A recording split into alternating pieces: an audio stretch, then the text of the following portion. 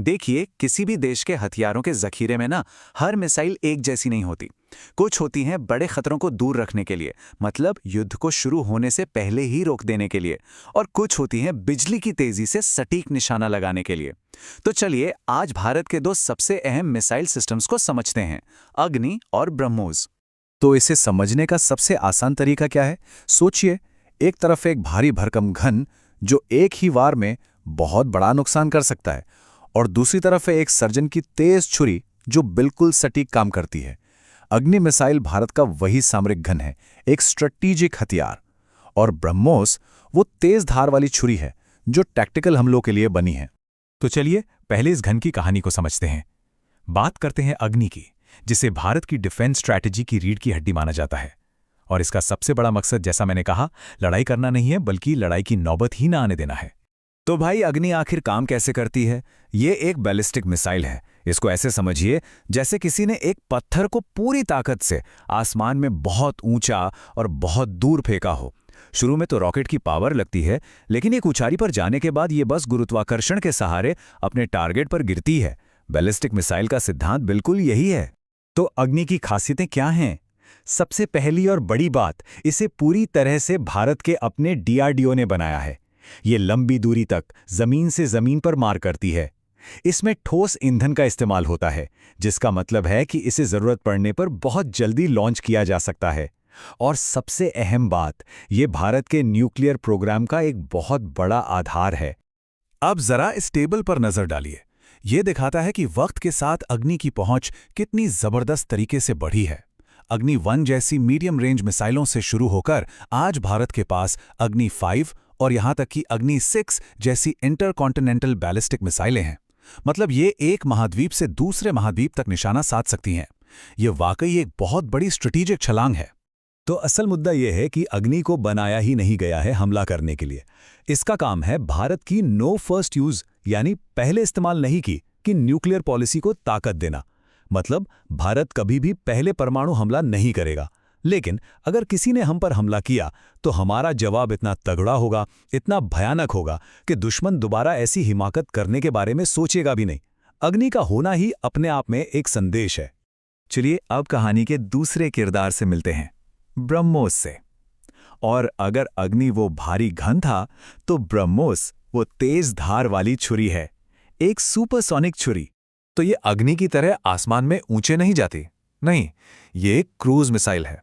इसे एक smart jet engine वाले हथियार की तरह समझिए, जो जमीन के बिल्कुल पास रडार को चकमा देते हुए पहाड़ों और घाटियों के बीच से अपना रास्ता बनाते हुए उड़ती है। इससे दुश्मन के लिए इसे पकड़ पाना लगभग नामुमकिन हो जाता है। तो ब्रह्मोस को इतना खास क्या बनाता है? पहली बात, ये भारत और रूस का जॉइंट वेंचर है। इसकी सबसे बड़ी ताकत है इसकी सुपरसोनिक स्पीड और इसकी वर्सेटैलिटी। मतलब इसे जमीन से, लड़ाकू विमान से या फिर पानी के जहाज से कहीं से भी लॉन्च किया जा सकता है। और ये फायर एंड फॉरगेट, यानी दागो और भूल जाओ के सिद्धांत पर काम करती है। एक बार लॉन्च कर दिया तो ये खुद ब खुद अपने टारगेट को ढूंढकर तबाह कर देगी। और अब बात करते हैं इसकी स्पीड की। मैक 3, इसका मतलब पता है? आवाज की रफ्तार से 3 गुना ज्यादा तेज। जब तक दुश्मन को कुछ समझ आए, कुछ सोचने का मौका मिले, तब तक तो खेल खत्म। यही स्पीड इसे इतना खतरनाक बनाती है। अब जरा सोच कर देखिए, एक मिसाइल जो आवाज से 3 गुना तेज है और जमीन से बस 10 मीटर, जी हां, सिर्फ 10 मीटर ऊपर उड़ रही है। स्पीड और इतनी कम ऊंचाई का ये जो कॉम्बिनेशन है ना, ये दुनिया के बड़े बड़े एयर डिफेंस सिस्टम्स को भी लगभग बेकार कर देता है, क्योंकि जवाब देने का वक्त ही नहीं मिलता। तो ये सब बातें सुनने में तो बड़ी जबरदस्त लगती हैं ना, लेकिन असल दुनिया में, खासकर भारत के पड़ोसियों के लिए इसका क्या मतलब है, यही अब समझना है। देखिए, पाकिस्तान जैसे पड़ोसी के लिए अग्नि एक बड़ा खतरा तो है, लेकिन वो एक जाना पहचाना खतरा है, एक स्ट्रैटेजिक खतरा जिसके लिए शायद वो कुछ हद तक तैयारी कर भी सकते हैं। लेकिन ब्रह्मोस, अरे ब्रह्मोस तो एक अलग ही लेवल का सिरदर्द है। ये तो पारंपरिक लड़ाई के नियम ही बदल देती है। और इस बात का सबसे बड़ा सबूत एक असल घटना से मिलता है। जब गलती से एक ब्रह्मोस मिसाइल पाकिस्तान की सीमा में चली गई थी, तब एक पाकिस्तानी अफसर का बयान सामने आया था। उन्होंने कहा, हमारे पास जवाब देने के लिए सिर्फ 30 सेकंड थे। सिर्फ 30 सेकंड। सोचिए जरा, इतने घातक हथियार से निपटने के लिए बस आधा मिनट। और यही ब्रह्मोस का असली गेम चेंजर वाला पहलू है। ये दुश्मन से सोचने, समझने और फैसला लेने का वक्त ही छीन लेती है। जहां आमतौर पर किसी खतरे पर प्रतिक्रिया करने के लिए मिनटों का वक्त मिलता है, ब्रह्मोस उसे कुछ सेकंड्स में समेट देती है। और इतने कम वक्त में कोई क्या ही कर लेगा। तो यहाँ ये समझना बहुत जरूरी है कि अग्नि और ब्रह्मोस एक दूसरे से मुकाबला नहीं कर रहे। ये तो एक ही रणनीति के दो अलग-अलग लेकिन बेहद जरूरी हिस्से हैं।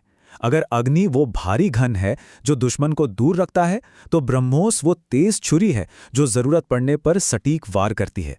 एक देश की ढाल है तो दूसरी तलवार। और यहीं पर आकर हम एक बहुत बड़े सवाल पर रुकते हैं। एक तरफ है सामरिक ढाल और दूसरी तरफ एक सुपरसोनिक तलवार। लेकिन तब क्या होगा जब तलवार इतनी तेज हो जाए कि कोई भी ढाल उसे रोक ही ना पाए? जैसे जैसे दुनिया हाइपरसोनिक हथियारों की तरफ बढ़ रही है, ये सवाल और भी बड़ा होता जा रहा है। भविष्य में डिफेंस का मतलब क्या रह जाएगा जब हमला इतना तेज हो कि बचाव का वक्त ही न मिले? ये एक ऐसा सवाल है जो आज दुनिया भर के बड़े बड़े मिलिट्री प्लानर्स की नींद उड़ाए हुए हैं।